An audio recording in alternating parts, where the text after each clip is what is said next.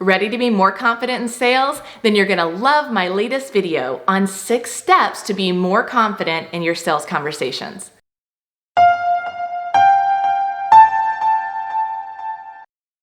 Hi, I'm Jessica Yarbrough, top business strategist for coaches and consultants who specifically want to master the art of selling ultra high ticket services and then scale those services to 7 figures. I've successfully taken my clients from billing by the hour or selling their services for a few $1,000s to then learning my strategies to turn around and confidently charge $75,000, $150,000, or more for their time. So if you're someone who knows they could be more confident in sales and you want to learn from an expert who's literally helped my clients collectively sell millions and millions of dollars of services, then you're going to love this video on my 6 steps on how to be confident in sales.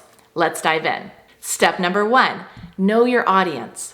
The first step is to become more confident in sales, and you can do that by knowing your audience. You can also call this your ideal client. I can tell you that one of the number 1 pain points that coaches and consultants come to me with is a lack of leads. And this is usually because there's a disconnect between their own genius and the types of clients they're serving. And they often don't fully understand the pains and the struggles and the desires of their clients. Look, if you don't know who you're talking to, then your chances of success are going to be quite small. In fact, whether clients come to me making $200,000 or $2 million, I take them all through my same process. One of the first things we do is make sure that their genius is aligned with the market that they're serving. And then from there with the service that they actually provide. So if you're ever on the phone and thinking, no wonder these people aren't buying, they're not my ideal client, then I want you to trust your intuition. Know that you need to do some deeper dive work to ensure that, you're not marketing to the wrong people and that you fully understand what those people are going through so that you can be highly relevant to them. Knowing your audience is going to set you up for success to better close the deal. Step number 2, have a great offer.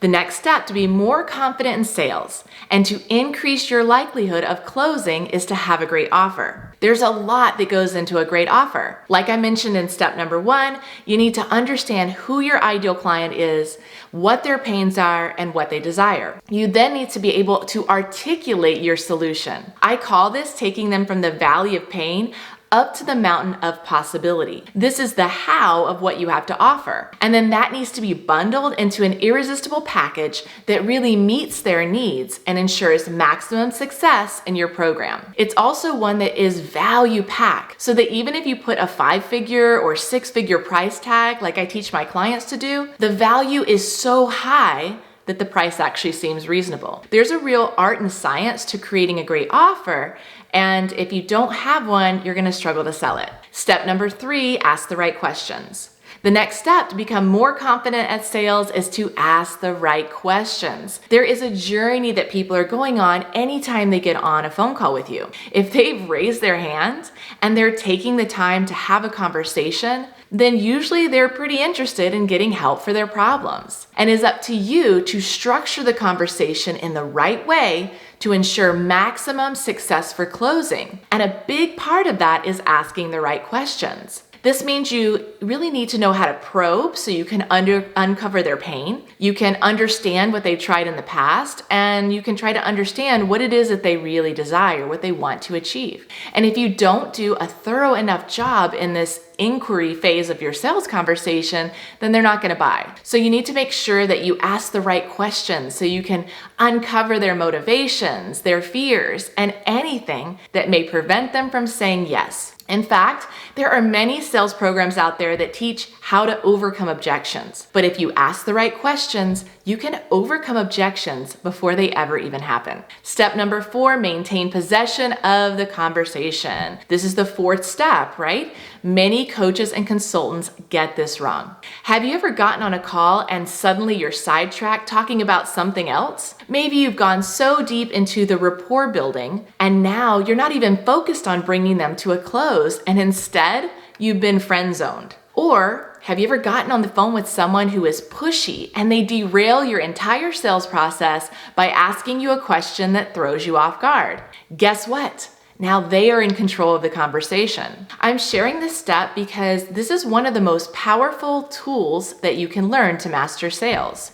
And I'm also sharing this as someone who specifically works with high performers and as myself who's been on the phone with very high level and sophisticated buyers, people who are used to being in charge, people who are used to pushing their way through a conversation. And over the years, I had to learn to really stand in my power, to maintain my authority and to keep possession of the conversation. So here are a few tips to help you keep possession of the conversation. First, I want you to keep in mind when you're on the call that they raised their hand to work with you.